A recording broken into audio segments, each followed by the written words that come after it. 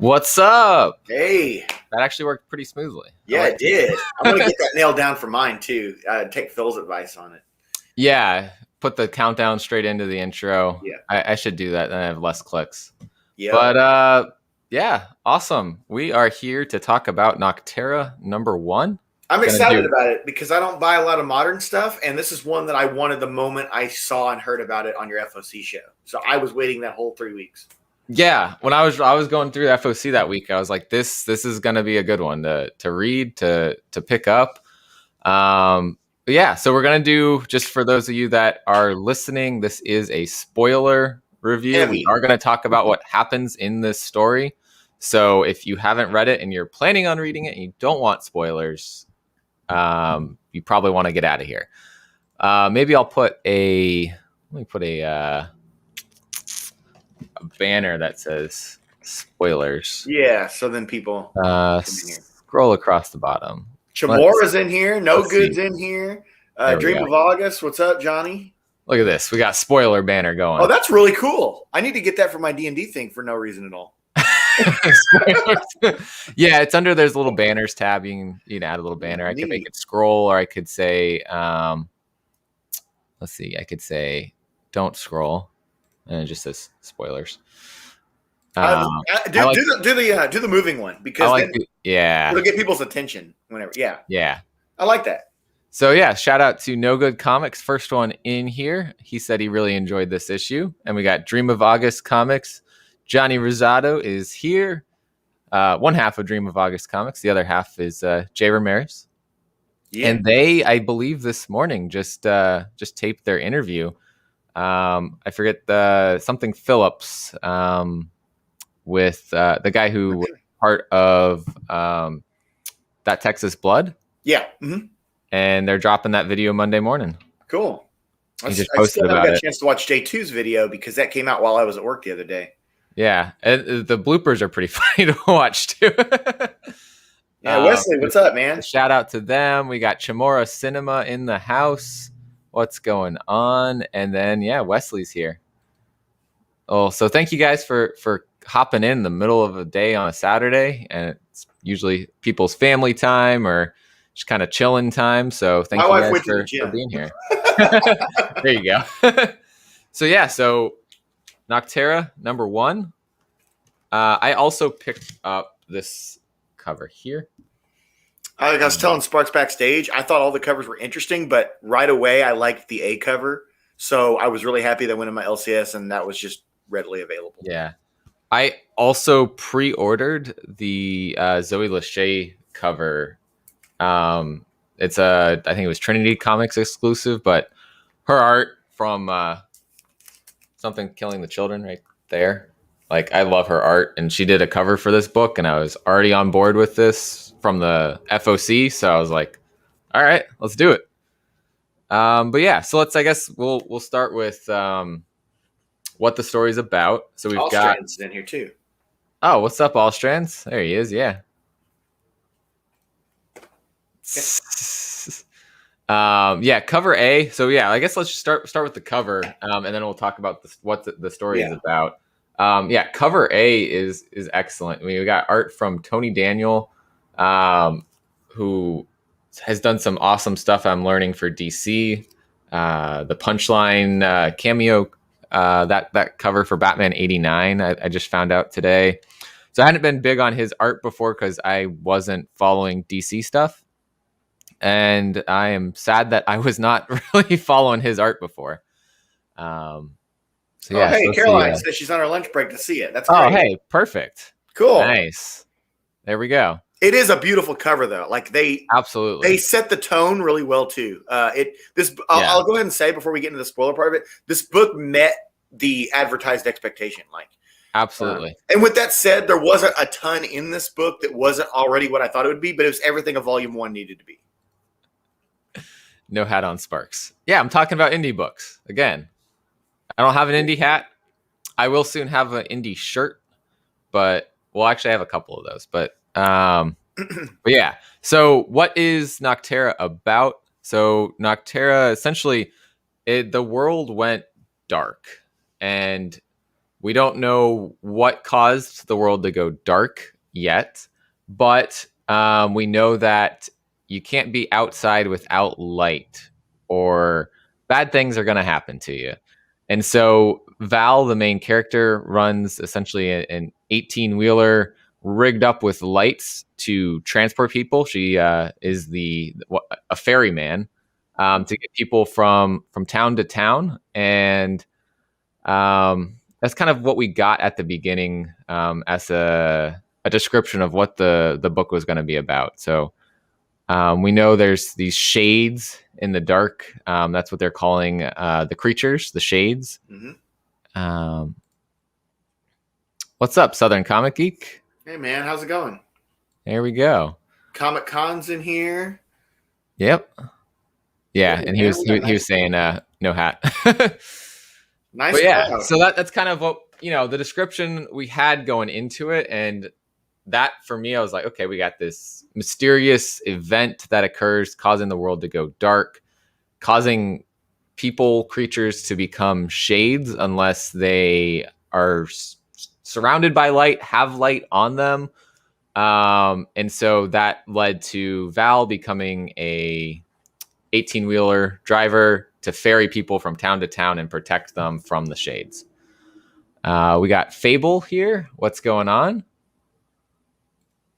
So I guess what do we want to do from here? We want to go through the story bit by bit, or you want to give initial overall reaction?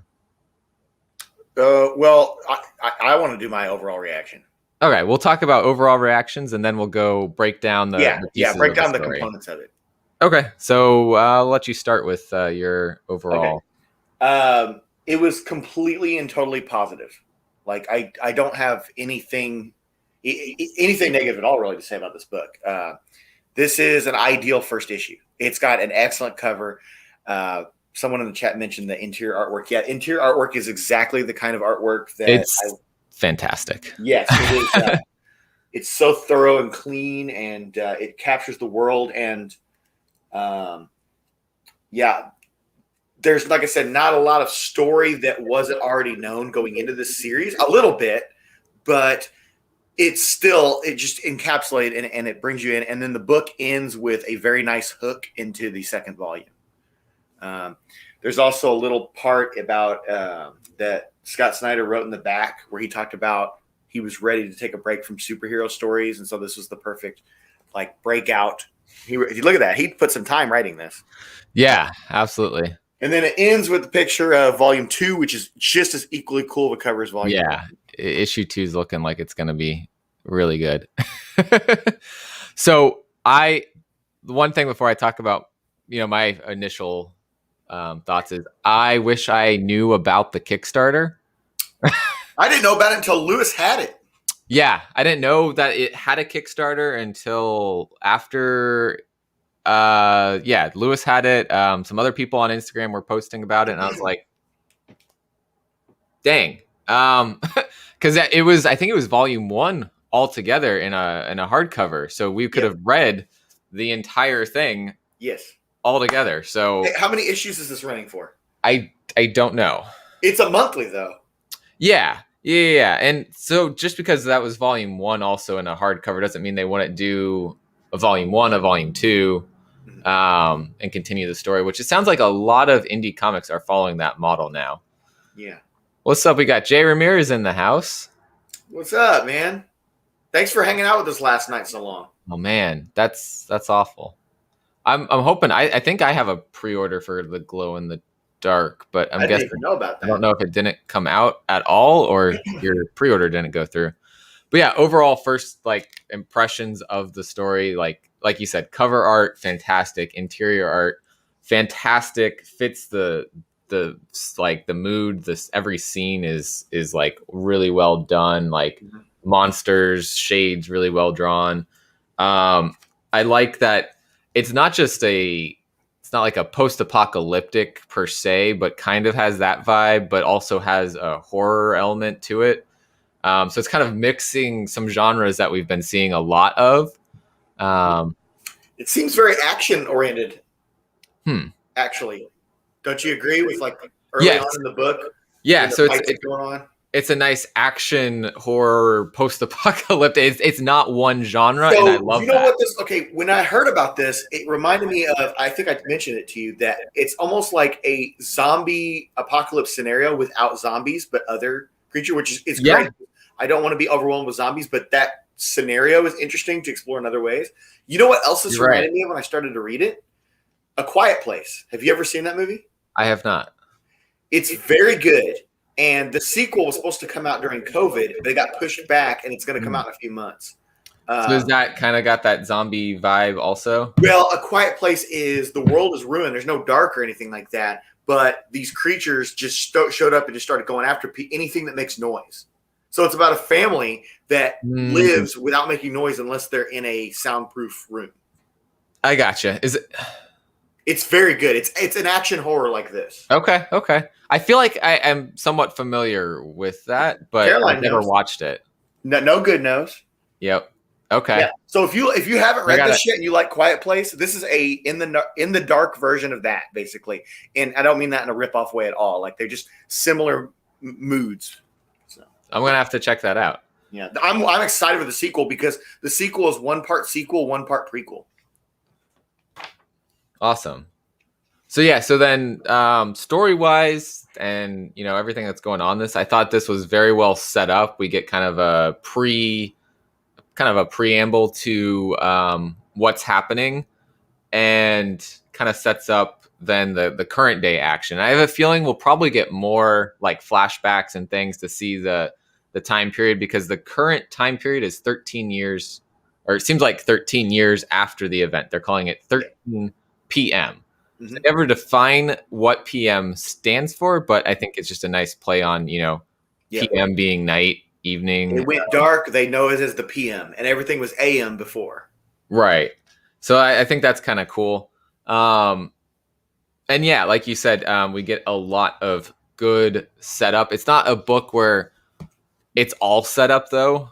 It's very much putting us right into the action, putting us into what is happening in the story, but sets up kind of the overall like long-term story and what's going to happen. So I very much have really enjoyed this. Yeah, I'd like to early on. I like to point out something that I don't know if anybody picked up on, but there's a really nice reference to The Matrix. Did you pick that up? I did not. So whenever they have the flashback to whenever Val had her surgery.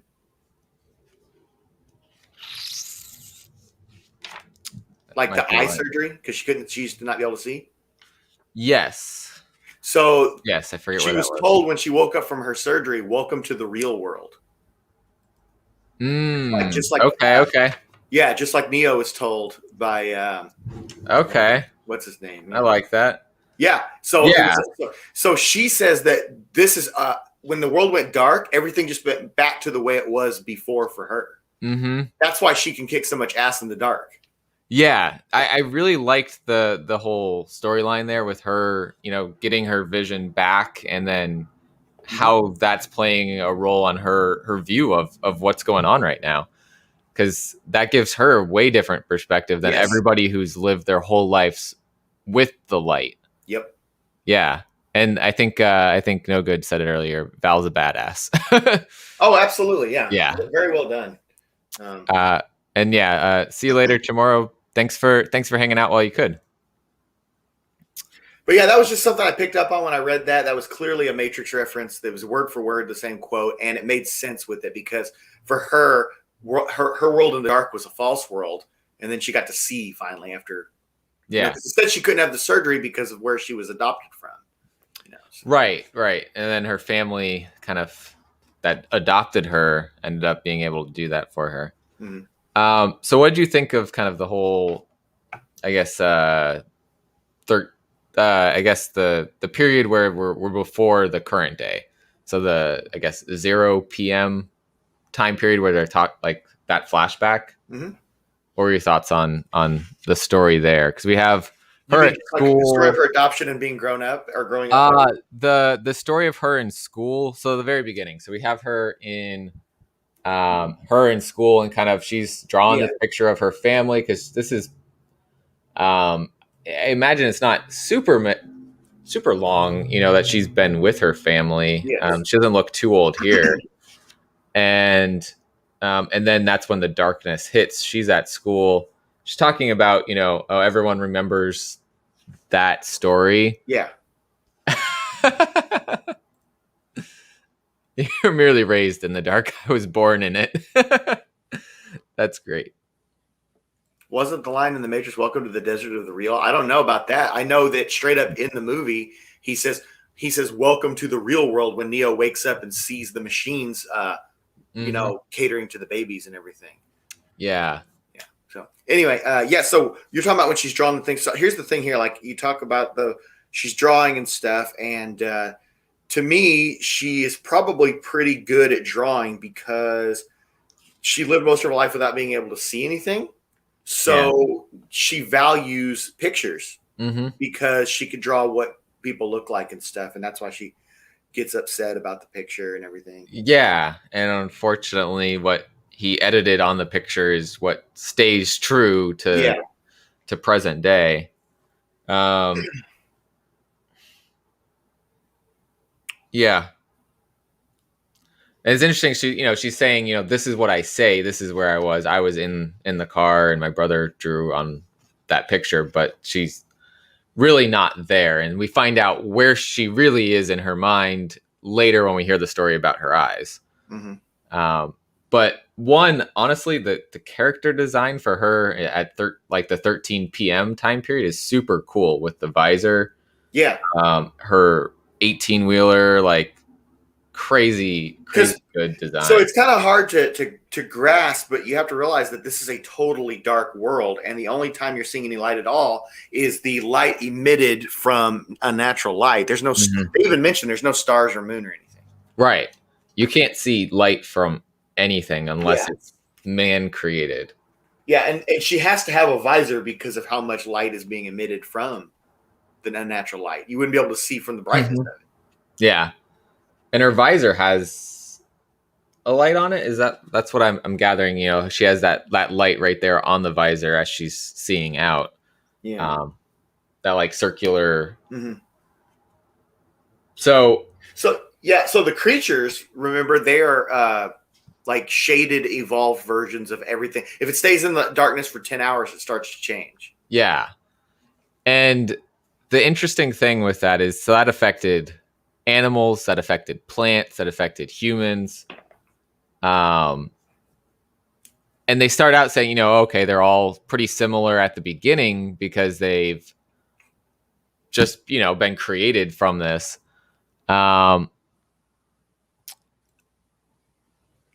We've only seen the visor. No, the visor kind of changes a lot also. So lights up more here. On the cover, we've got that going on. I'm pretty sure that's a light from the visor. I think so. I think you're right. But the only other thing I could think it'd be the reflection of the unnatural light that they used.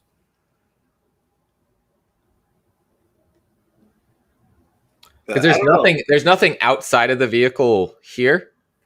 And so that's a zoom in on her visor, and then there's the visor above her head there.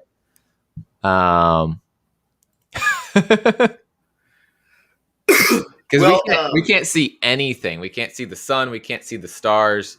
It's all blacked out. So one thing we should note is in this book, we actually only saw one human shade, but they mentioned that the human shades travel and herd together, and they have their own language. Yeah. So they're cognitive. And that was the other thing, is that over time, they ended up mating, right? And creating more shades that are now these new shades that may be more powerful or you can't harder. Tell them what they used to be anymore. Right. You could tell the younger shades, you can tell that used to be human or used to be an animal or whatever, but these other ones, I don't know what this guy was supposed to have been before, because he's pretty badass and terrifying looking sort of flying creature, right? So the art is just very good in this. In the very next page from what you were just on, I really like this depiction of what a typical outpost looks like. Yeah. This was very good that they have these powerful lights set up to get creatures away. That seems to be their one weakness, is that light power. Because she was right there, apparently, like she didn't even know it, but she was like right outside of it, and then they just lit it up, and it scared the creatures away. But yeah, so then we find out that there's this city that the main export from the city was light bulbs. So they were very fortunate. They were having like a light bulb festival kind of thing, like as a celebration of so many years. And so when it all went dark, they were like, cool, we're already lit up. And so they weren't affected by it. And so here's a look at the city here. We've also had technology explained to us that we haven't fully seen yet, because Emery is talking about the different light weapons. And here too, we see Outpost 41. So we know there's at least 41 outposts. Yeah. Well, one they said went dark. Like no one heard from it in the last couple of weeks. Yeah.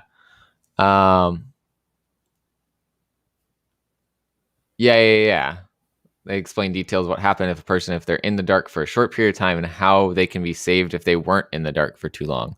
Oh yeah, because they can. If your gums start turning black, there's still something they can do for you. Yeah. So, they check the gums when they come into the city to see, have you been affected? Are you going to potentially dialysis can actually fix it? Right. Or to a certain point is what it sounds like. So, we get into the city. They're kind of like, she's like ready to go to the next place because there's potentially something at that place that may be something that she really wants. We haven't gotten to that point in the story, but so she's just like, I'm ready to go. And she's getting told, no, Tipton, the city she was trying to go to, has gone dark. That's the place. And she's like, what? No. And so she's kind of like going to get paid for the recent journey that she had, which during that journey, unfortunately, one of the people got kind of spooked and tried to get out of the vehicle and then got killed by a shade. Yeah. So we had some pretty badass like fighting. I like how everybody's like neo cyberpunk looking, because they all have like Christmas lights on basically to help. Yeah, that was I didn't expect that. Let me show that shot again. The crew of them in the back there. If it wants to focus, that would be great. There we go. But yeah, and even like the old guy here, his sunglasses, even like it's definitely got that nice vibe to it. But yeah, so she's talking to kind of the lady in charge of sending out people on missions, I think. What was her name? I can't think either. Bellwether. So essentially, she's telling her even more like, hey, I heard the city die.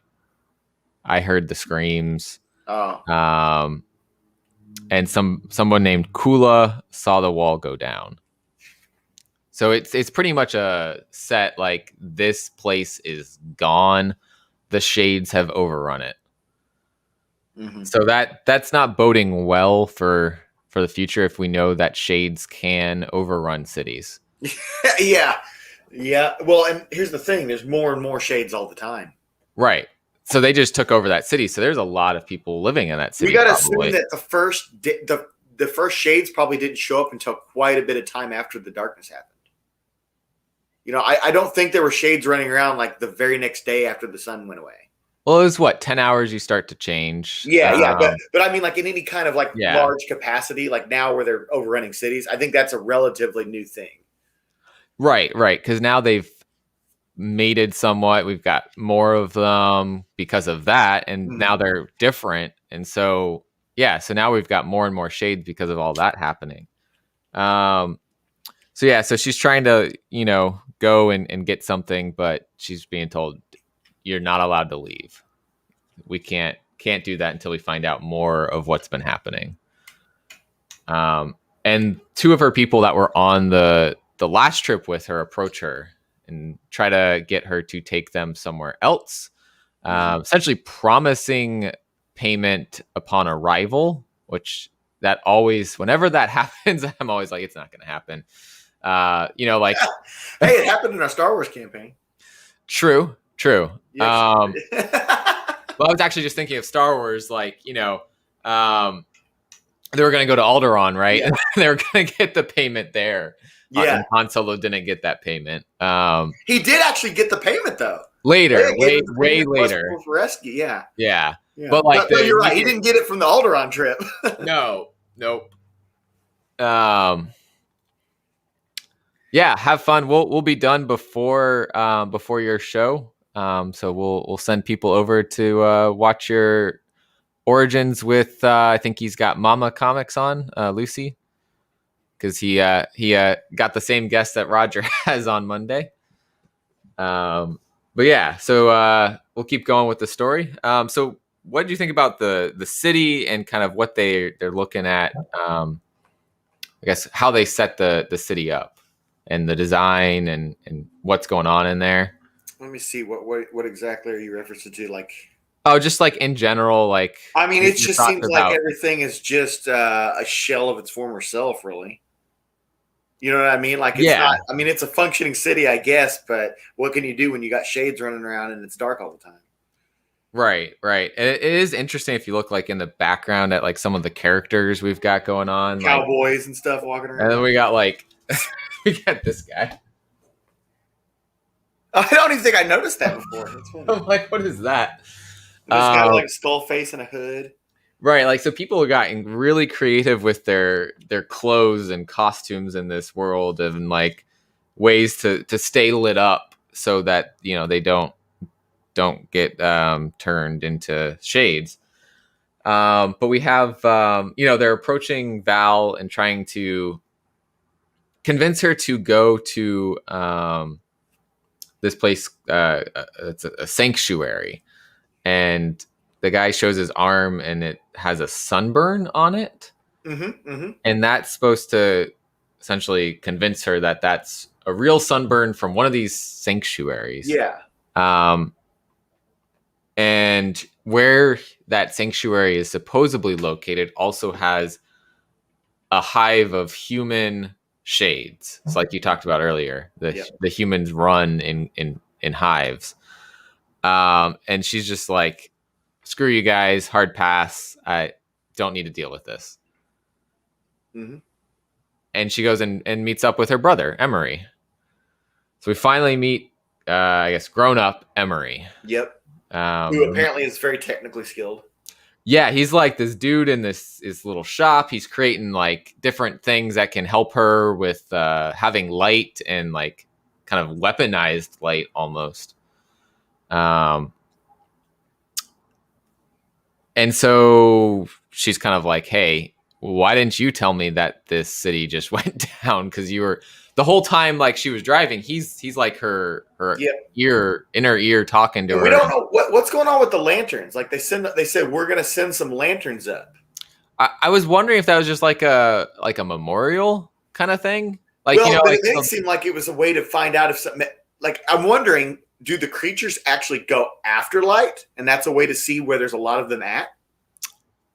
I don't know, because I also don't know how far away the city was. Them sending up lanterns in that city probably wouldn't reach that other city, right? Yeah. That was an interesting thing that they were doing. There's still a lot to be discovered in later volumes, for sure. Yeah, but we know that Emery's been sneaking out of the city. Yes. And she's... But for what purpose? I don't recall. We don't really know. Yeah. But she knows that people saw him sneak out. She says, show me that you're okay. Show me that it's been working.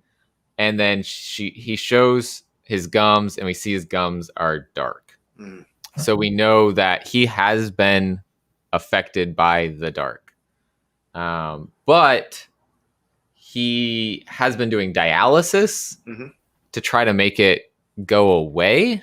And it doesn't sound like it's working very well. Not with him, but they did say early on that dialysis has done a pretty good job with most people.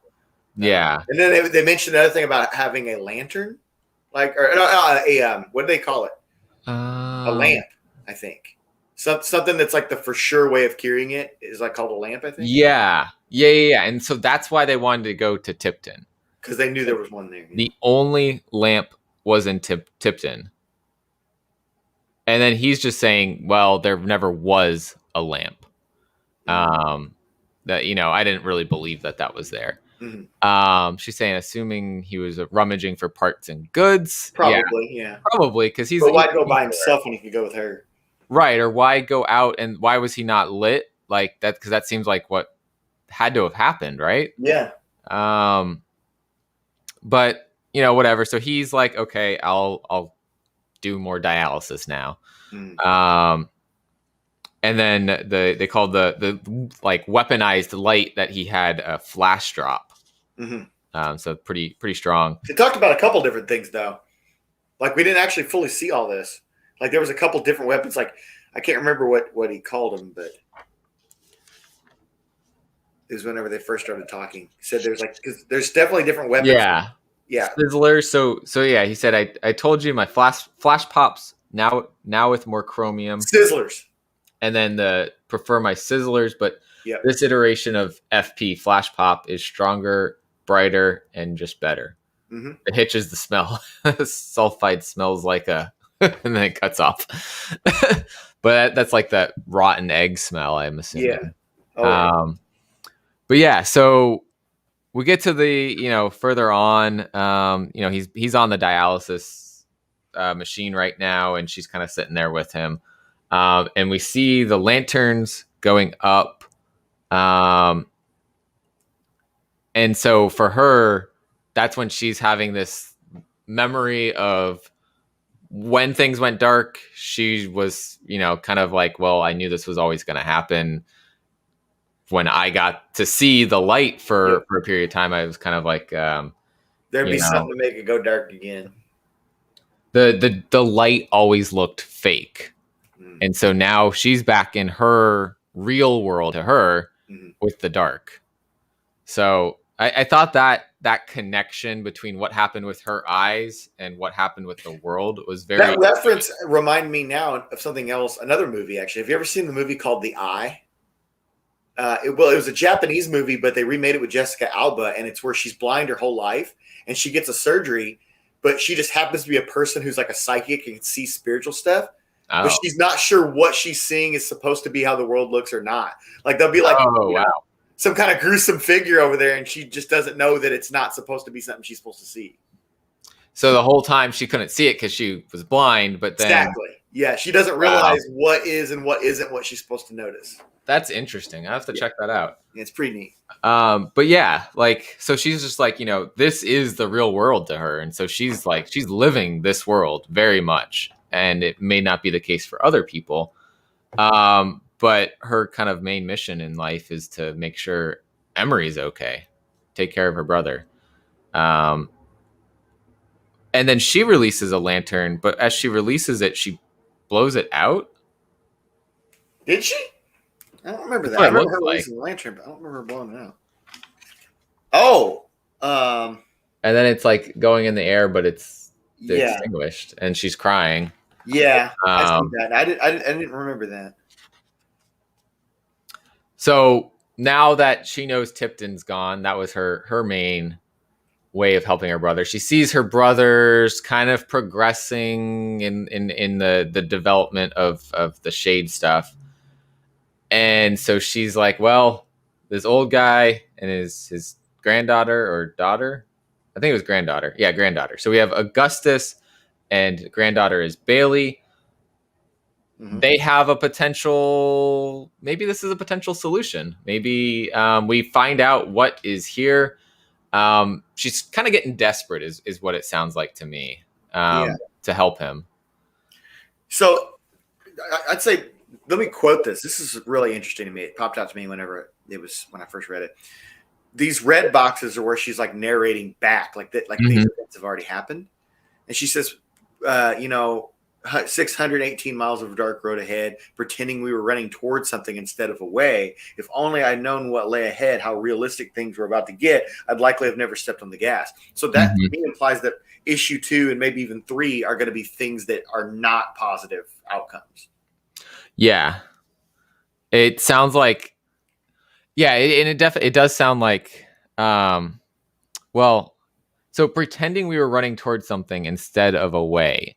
Yeah. So we find out why that is very relevant soon in pages. But I also feel like it's relevant to her and her brother in some way too. But it's more relevant to Augustus and Bailey. Because as we find out, Blacktop Bill is chasing them. And so I really like this. Me too. Pure black. Yes. So what I really like about it is, honestly, when I picked this book up, the one thing, like we said before, like it was everything we thought it was. Like there wasn't a lot we got out of it that we didn't already know. But the one thing is, I wasn't expecting a non-creature antagonist to show up in this book. Yeah, and that was a nice twist at the end, because the way that the story set up and the description that we had of what was going to happen, we didn't know about this. And so that was very good to have in the first issue and kind of say, there's more probably unexpected things coming in the future. And just to address Phil's comment, I would say it's probably worth checking out. He even says in the back of it that it's different than all his other stuff. Like I think I've read a couple things by Snyder, but this is probably my favorite thing I've ever read by him. So I like Court of Owls a lot and City of Owls, but so that's really all I have to go off of. I might have read something else here. Yeah, I think was Scott Snyder on who did Undiscovered Country? He did, because there's an ad for it in the back. Okay. Yeah, so I wasn't the biggest fan of Undiscovered Country. I liked the idea and I liked it for a little bit, but I fell off of it. I just kind of got bored of it. But like the whole idea with that one was solid too. So I'm hoping this stays as solid as it is right now. It seems like it's got a lot of potential. This is a very high probability book of being a good series. Yeah. And I can't remember. Did you say you knew how many issues it was going to be? Or I do not. Let me see if I feel like if this thing is 6 or 12 issues, it's going to be amazing. Let's see if it says on like Image's website. I'm not seeing a one of anything on the website. Let me see.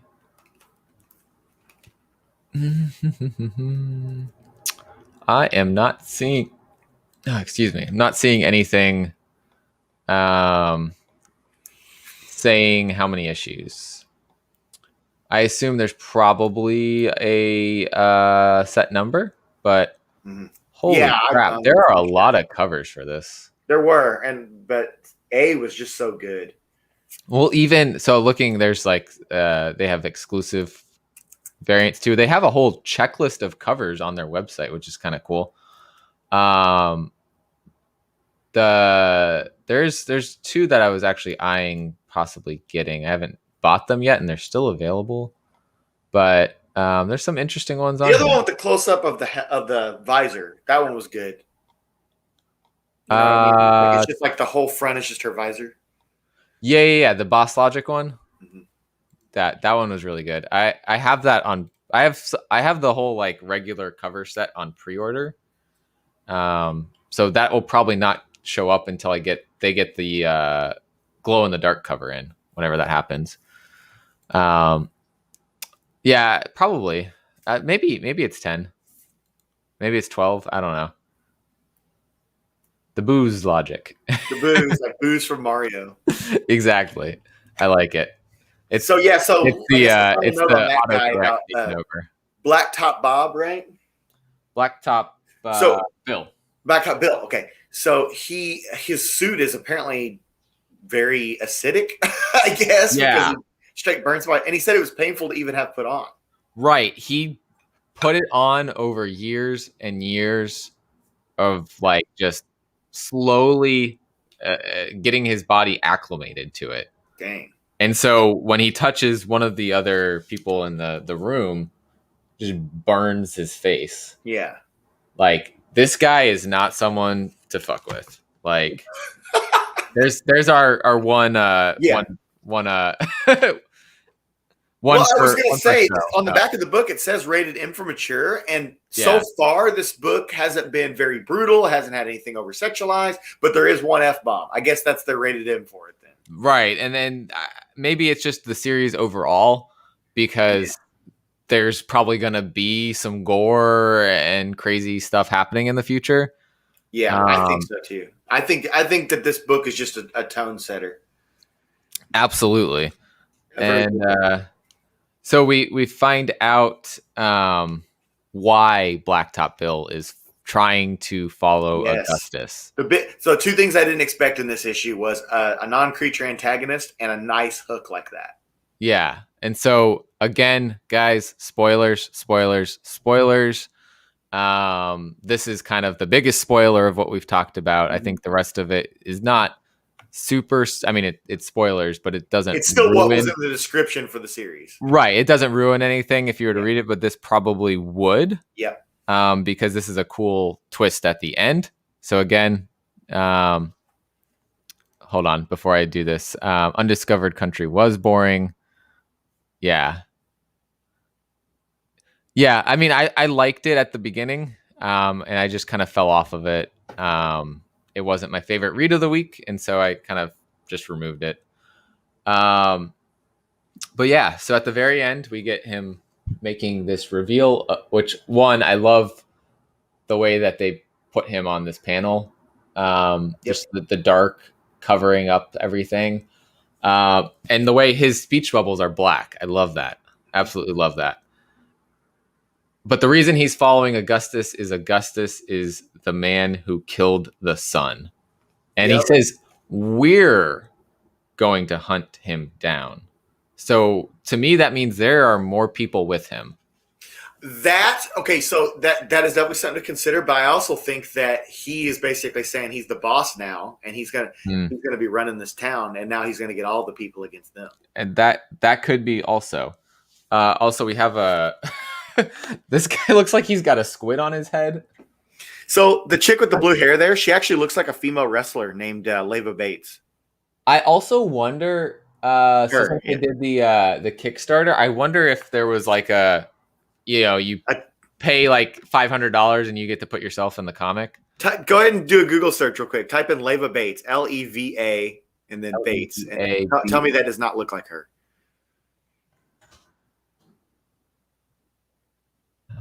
Images. Okay, a little bit. Yeah, the hair and the face, like she's got like the rounded cheek area. Like it's like, man, that's the first thing I saw when I flipped the page before I even read anything. I'm like, there's Leva Bates. And she has had that color hair before, so yeah. She's just missing the nose ring, yeah. But I think she's had that before too, actually. Oh, well, there you go. Maybe it was her. she's the top backer of the Kickstarter. Oh, here we go. I almost put Comic-Con in timeout on accident when I was trying to highlight the comment. Timeout for you. No, sorry. I didn't do it, but almost did. So 5 people got to be drawn into the comic. So that could be one of the people right there, you know?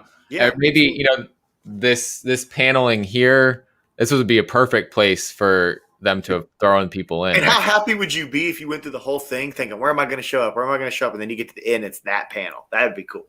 Yeah, absolutely. Oh yeah. No, I just threw out a number. It's probably like $1,000, $2,000 or something. Oh, Lewis is still here. Hey man. But yeah. So again, like we said at the beginning, absolutely like loved this. Yeah, I did too. That's why I didn't want to do reactions to each other, because I kind of thought you'd liked it a lot too, but I'd rather do the live. And then it seems like we both really enjoyed this book. Yeah, and then there's the cover for issue 2. And that looks awesome. I want to get that so I can just have them next to each other. Her brother, when we get the close up of him in the truck as they're leaving, like his helmet, pretty cool. Yep. It's got That's like some like Daft Punk vibes, right? Oh, Daft Punk or Deadshot. Perpetual, what's happening? What's up, Perpetual? How are you doing? But yeah, so what was I gonna say? So yeah, just to I guess reiterate the creators of this story, we got here we go. Comic-Con says, yep, it was $1,000. Man, that'd be pretty cool, but $1,000 just to have yourself drawn like one time in a comic. I have another thing to say that we should have talked about in the beginning that I really appreciated about this book. The pacing was on point. Oh, when they were doing the exposition at the beginning, like the first 6 or 7 pages, it was not so slow that it was a slog to read through, but it wasn't so fast that you felt like you didn't understand why she was in this situation.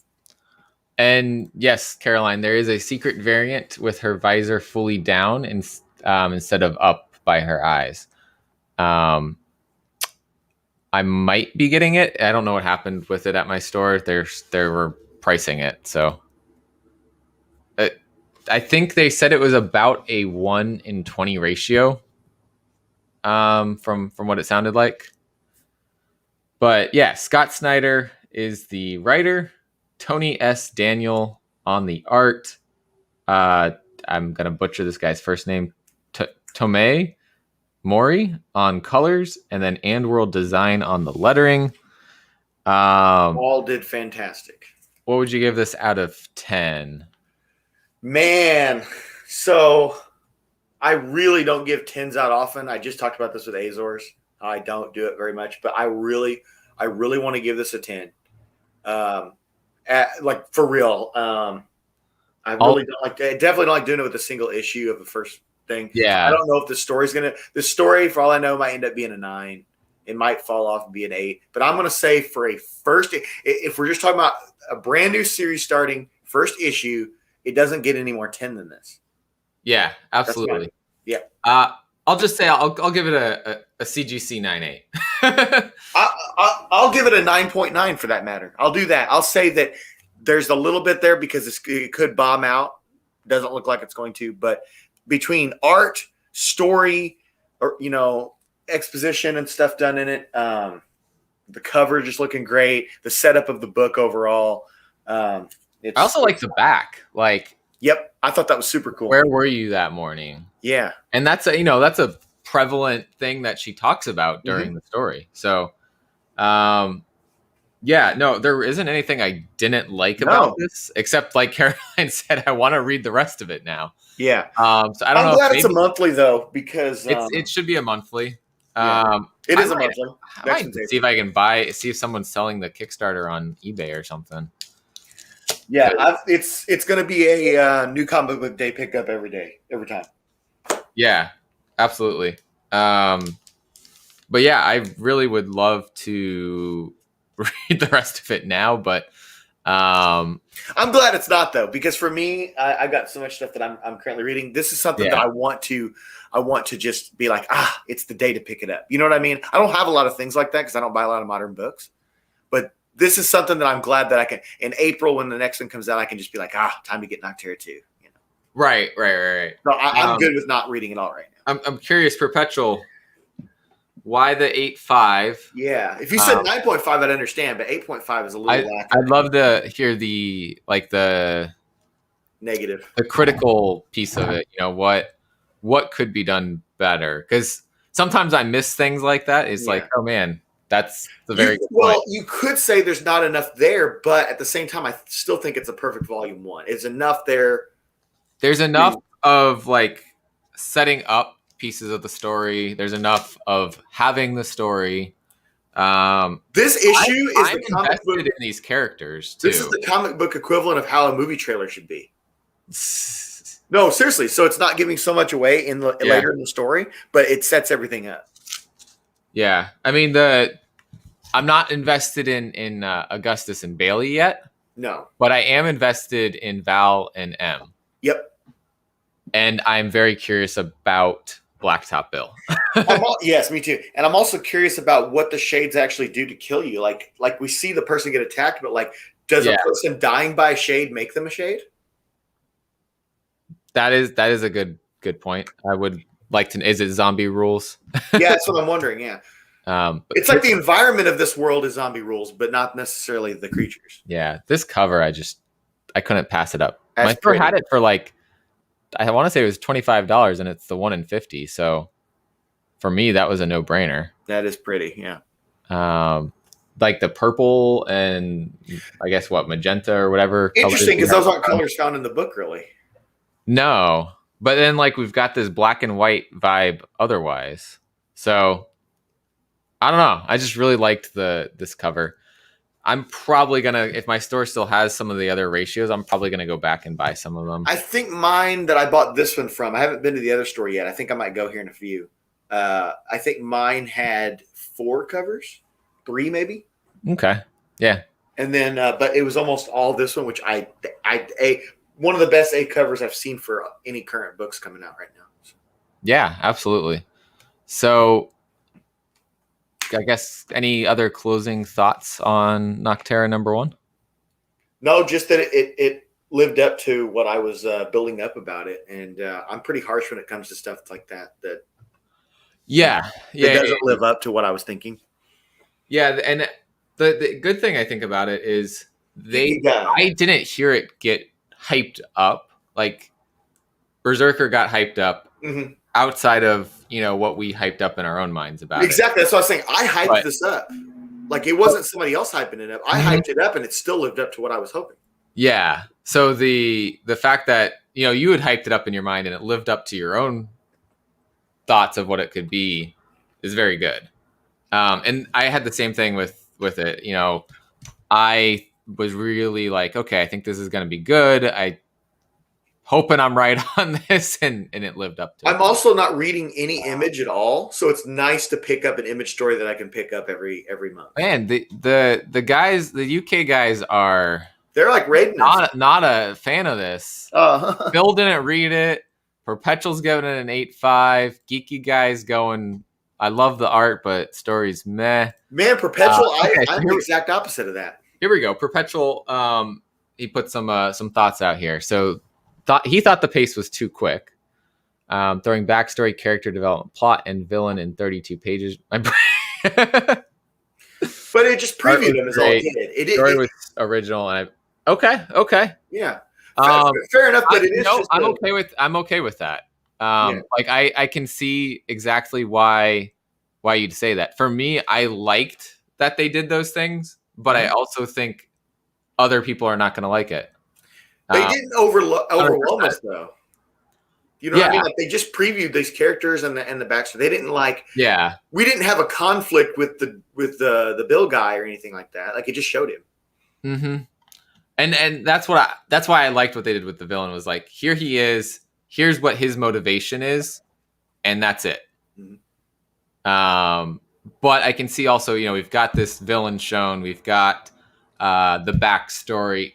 Because the one thing I didn't 100% like about the talking about her eyes was I kind of wanted that to be. It was kind of on top of while her brother was doing the dialysis. And so it didn't get its own time, right? We had that happening at the same time as her brother trying to do the dialysis. I have a theory. Okay, can I go ahead and spit a theory here, and we'll see if Volume 2 or Volume 3 or Issue 2. Okay. So my theory. Hold on, I was just gonna say, it sounds like though they aren't as hyped on it as we are, they all are also kind of like, okay, I want to see what happens next. So Issue 1 didn't put them off. It just wasn't as good as what they wanted it to be. That's what it sounds like. So I have a theory, though. I have a theory that when she's engaged in combat with these shades, that she actually closes her eyes under the visor, and it's easier for her to fight them. Okay, so kind of like a Daredevil kind of fighting style. Similar. I hadn't really thought of that, but yeah. She's got the Daredevil batons on the cover. That is true. I mean, one's a flare, but so if it's Daredevil meets A Quiet Place meets Zombie Apocalypse, then that sounds like right up my alley. Then. Yeah. Okay, cool. Give it a 0.5 for the jock cover. Yeah, that cover I didn't pick it up in person, but it's on the way to me eventually. I love that cover, really good. I don't think there was a bad for me. I didn't think there was a bad cover. And that's why I got to the ratios. I'm like, I love all of the non-ratio variants. Do I need to get all these ratios? No, but those are really good too. So lots of good art out there. And then I think the higher ratios were all like sketch versions of the lower ratios or the main covers. So that was kind of interesting. But like I said earlier, I also not backed, but oh, see you later, Comic-Con. We're wrapping up anyway, so thank you for hanging out with us. Yeah. No, that's what I meant. An extra 0.5, so you're at a 9.0. The black sketch cover. The 1 in 200, I think, was a black sketch cover. It made sense that if they're gonna do any cover, as a black cover, well, as a sketch cover, it would be a black one. We're gonna bring up real quick before we wrap up this. Oh wait, actually, it's on this screen. I was just on it. The cover that I ended up also getting because I really loved it, and let's see, Chrome tab. Here we go. All right, can you see that? Yeah, I see it. That cover right there. Zoe Lachey did the art on that one. Her eyes look crazy in that. She's like, I don't know. For me, I feel like she's the next Peach Prison. Like the eyes, the eyes are kind of the focus of some of her work. Yeah, that's nice. So I got that one, and then they did almost like Spawn stuff there. Yeah. So I don't know what exactly is going on with all of that. Could you highlight Perpetual, because they actually did do that. Perpetual. We were just talking about that. We don't know if they released it or not.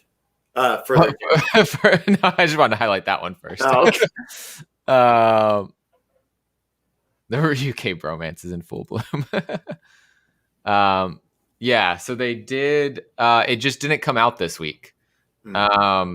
I'd probably get it at this point. I think, unfortunately, all of my pre-orders aren't going to send until that one comes out. So I'll be waiting on all of that to arrive together.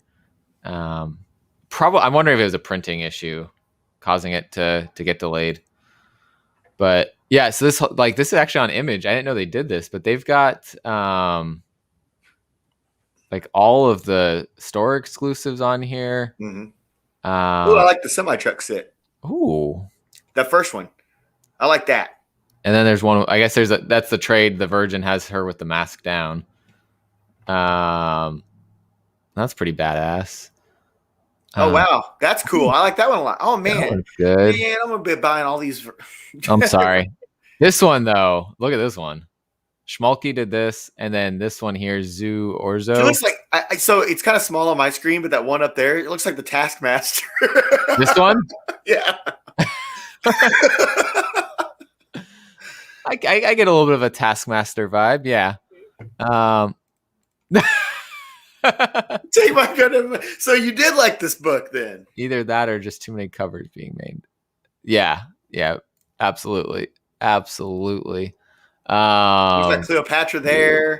Freaking, I just like I don't know. I guess I don't know. I think that store had that one there. Actually, I don't understand why this is saying that this is an exclusive cover, because this looks like the same cover that was the regular cover. I was going to say, I'm pretty sure my store had that one there, that white background one. This one's kind of trippy.